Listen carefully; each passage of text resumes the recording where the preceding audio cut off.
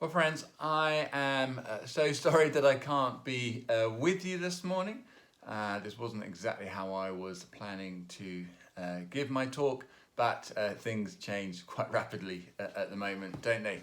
Um, but today's talk is different from the one that I had planned in because last week I was just mulling on ideas that I was wanting to share, and I got a real sense and conviction from God that actually He wanted me to speak on a subject that was totally different, and and so I was really convicted that Jesus wanted me to speak on the subject of what to do when the well runs dry. What do you do when you're spiritually dry and you're weary? And I think Jesus wants me to speak about that. I got that sense that that was the right thing to do because I think God sees that many of us are in that place here at the moment. Or we might know people in our home group, friends who are struggling. And we can look at much of everyday life and think that things have returned to a degree of normality, and then you realize that they haven't. But people we're living with still quite a lot of uncertainty about Christmas plans, about whether we're suddenly going to be homeschooling again, whether we don't know what the winter months are going to hold. And I think, as I said, people feel weary, spiritually dry, whether they're Christians, Christ followers, or not. Yeah, I've talked to people around the village who would still say, I still feel really exhausted by the whole of the last year and a half. Same with people at St Mary's who say, I just feel really spiritually dry and a bit far from God, and we've not really recovered from the effects of the pandemic. And I guess there are two things to say about that. Is one, it's okay to feel like that. It's okay even to stay in that place for a bit, wallow in it a bit. But God doesn't want us to stay in that place. God has so much more for us, so much more to give to us, whether we are individuals or as a church community. And He doesn't want us to stay where we are.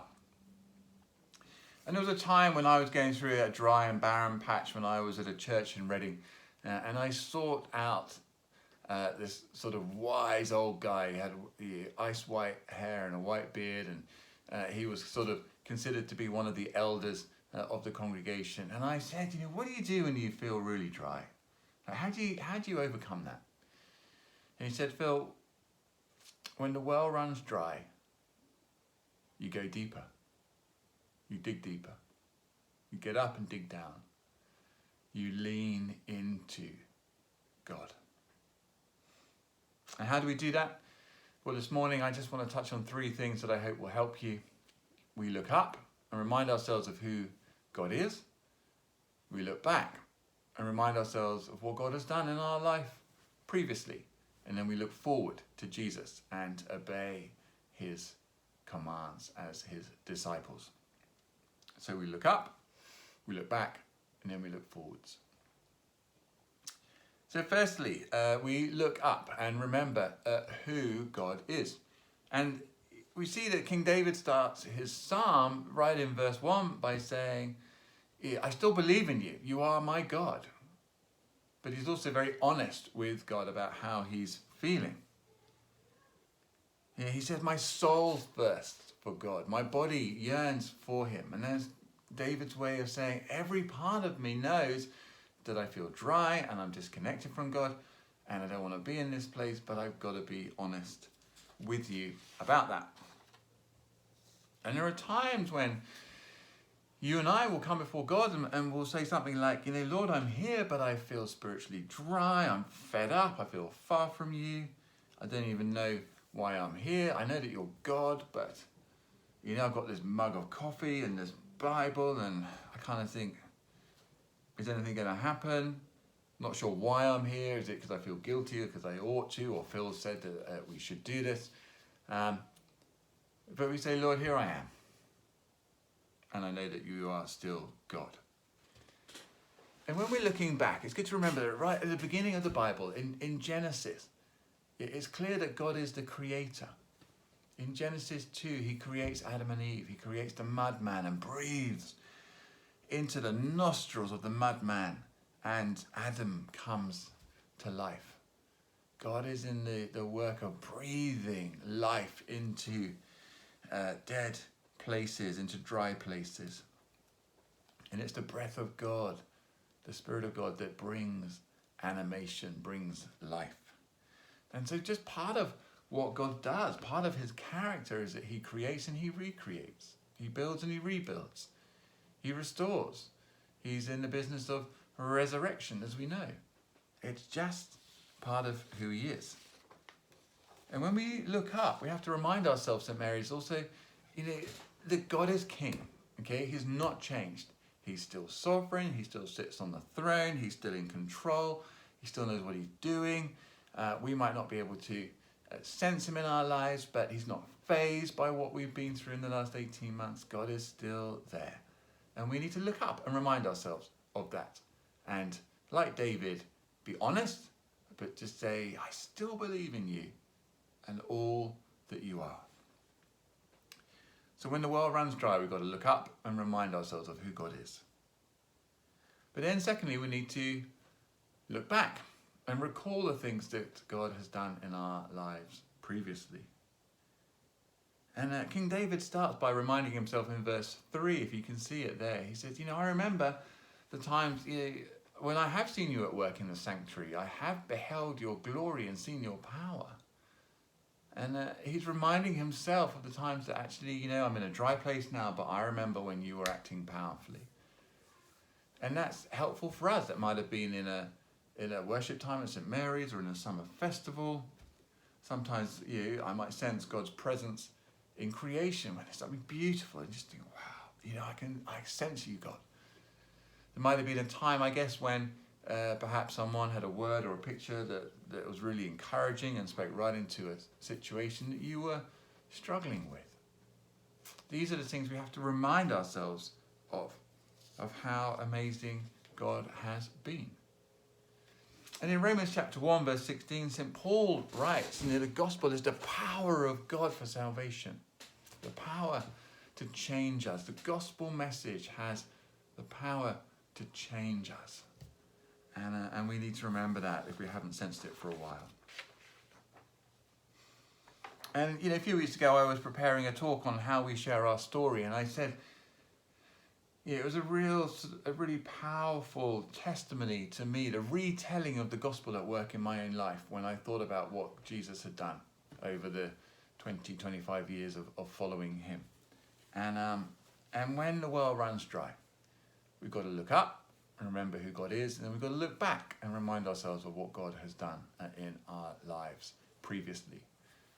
And finally, we are to look forwards, to look at Jesus, to keep our eyes fixed on him and to obey his commands as disciples.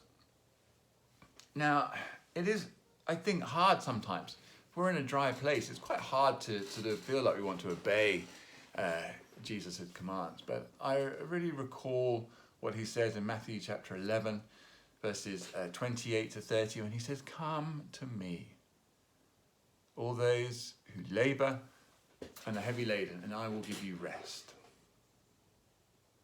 And I just think some of us need to rest in God's presence, to marinate our souls in his presence. I think some of us need that rest. And I love how all-encompassing it is. Come to me, those of you who labour. That's work. Work can be tiring. Work can be stressful. We've had to adjust to new kinds of work rhythms and patterns and being around much more. And that's a lovely thing, and it also can be a difficult thing. We might miss the spark of working alongside our colleagues in the office. And so work can be demanding at times. And Jesus says, when it's demanding, come to me. There's also the invitation to those of you who are heavy laden. And people are carrying so much at the moment, carrying fears, carrying worries about elderly parents or young people, finances. Young people, you might be worried about what people are posting on social media, whether people like you, whether Jesus is worth following through these years. But the more I think about that verse and the more I think about that offer and that invitation, I don't think it is an invitation. I think it's a command. When you labour and are heavy laden, come to me. Because if the well has run dry, the solution is not found in more stuff or nice holidays or second homes. It's not an evening. It's not found an evening on the sofa with a beer and Sky Sports. It's not found in a new iPhone or more Instagram followers. Rest and restoration is found by coming to Jesus, obeying his command, and that blessing comes through obedience. And it so often is a theme in the New Testament. Think about the paralytic in Matthew chapter 9. His friends brought him to Jesus, and Jesus says, get up, pick your mat up and go home. And I just wonder, have you ever imagined what it must have been like to be that guy and what was going through his mind in that moment? The risk, the possible disappointment, the seeming madness of the command. And the story of this guy's life is devastating. He doesn't even know whether his muscles are going to work, whether his joints are going to hold him. But he has to make the move. And it's only in obeying the command of Jesus that the miracle happens. It's the same with Mary. She encountered an angel, and the angel said, you're going to be pregnant and you're going to have God's baby. And you can think Mary was going, what? That makes no sense. But I'll obey because it's from God. And that's where the blessing comes. Jesus says, come to me and I'll give you rest. I'm in the business of replenishment. And remember in John chapter 8, the Feast of the Tabernacles, Jesus says, if anyone is thirsty, let them come to me and drink. Whoever believes in me, as the scriptures have said, streams of living water will bubble up in them. Like King David, our souls long for that. Refreshment and replenishment is found when we're obedient to Jesus' command, and then when we encounter his utter love for you and for me. Then and only then can we say with David, my soul is satisfied as with the richest of foods. And so as we're coming into land, St. Mary's, and I'm sorry that I can't be with you, but there are many of us who are feeling dry and weary, aren't there? And maybe running on empty, feeling far from God. Still not recovered from the seismic impact of this pandemic and everything that we've been through. So what do you do when the well runs dry? You go deeper. You get up, dig down, and lean in to God. You look up and remember of who God is. He's the King. He's on the throne. He rules. He's sovereign. He's in control. He knows what he's doing. He's the creator, the restorer, the one who breathed new life into dead things. Then we look back and recall what God has done in our lives. The power of the gospel at work within us. We retell the gospel's impacts in our lives to ourselves. And then we look forward and obey. We obey Jesus. We obey his command to come to him. Even when we don't feel like it, when we're tired and weary, even when the commands of Jesus don't make sense to us. And friends, there are so many commands in the Bible that don't make sense to me and I don't want to do them. But we obey them because we know who God is, that he is right, and because of his utter love for us. And that makes it easier to obey. And if you've never encountered God's fierce and committed love for you, then I want to invite you to join us here at St. Mary's. on this journey. The direction of our travel as a community and our destination is Jesus. And we don't do that perfectly, but that's where we're making our way. And why not join us, particularly over these coming weeks, as we celebrate Christmas and think about the reality of God's love coming down to earth in the person of Jesus. So friends, when the well runs dry, and many of us feel that way, we need to take time to look up, look back, and look forwards, and lean in to God. I'm going to hand you back now to the service leader. God bless.